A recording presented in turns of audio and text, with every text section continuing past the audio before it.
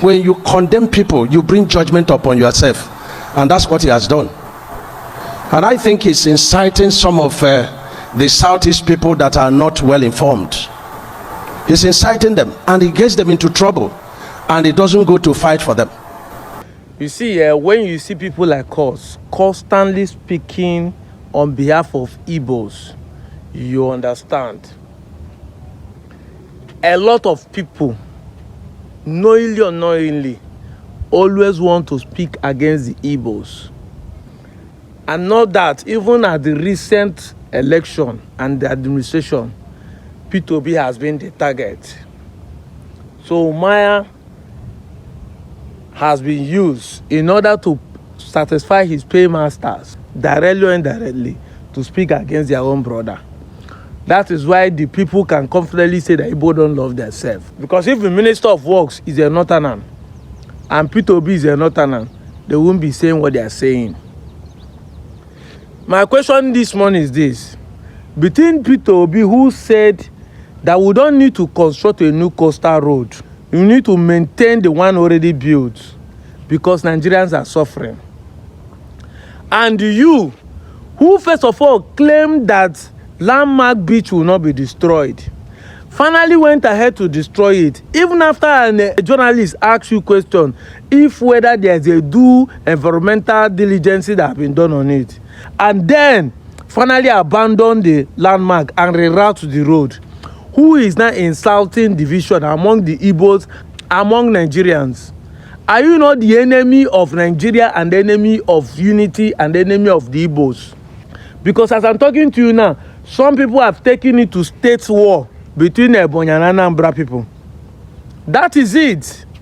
You, the elders, will be, for your selfish interest, will be causing war and leaving the young ones to be living in that tribal war.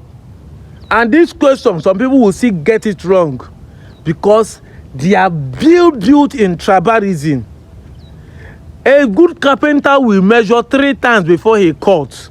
No, you do not do due diligence of environmental hazard after destroying somebody's property, taking the investment down to Gambia. I have been the one who is speaking on your behalf on this matter. Say no, one man business cannot stop a coastal road that every Igbo man will also benefit from. I made a video, go and check it. I made a video saying that this project will benefit us. We should stop complaining. Everything should not be looked at the tribalism. But now that you stop the project, whether you abandon it or you reroute the road after destroying the project, what do you want me to say about you? What do you want me to say? Because I have been the one not to be fast to condemn people when they are doing things. I don't want to see things from the tribal angle. Thank God I'm not from Imo. I'm not from Anambra. I'm not from Ebonyi. I'm not from the southeast state. I'm from Delta Igbo. Go and check my video. I've been the one defending you. Are you not the ones who are destroying us, dividing the southeast and be pointing fingers to another person? Results cancels insults. As the Bible put it, he said that God will make a table in the presence of your enemy. The man should have taken this investment back to the south, whether south, or southeast. There are good beaches in Akwa Ibom, in Cross River, in Bayelsa. It must not be southeast. Go there, invest and monopolize the system. Tribalism has eaten all of us deep. Nobody wants to see things critically.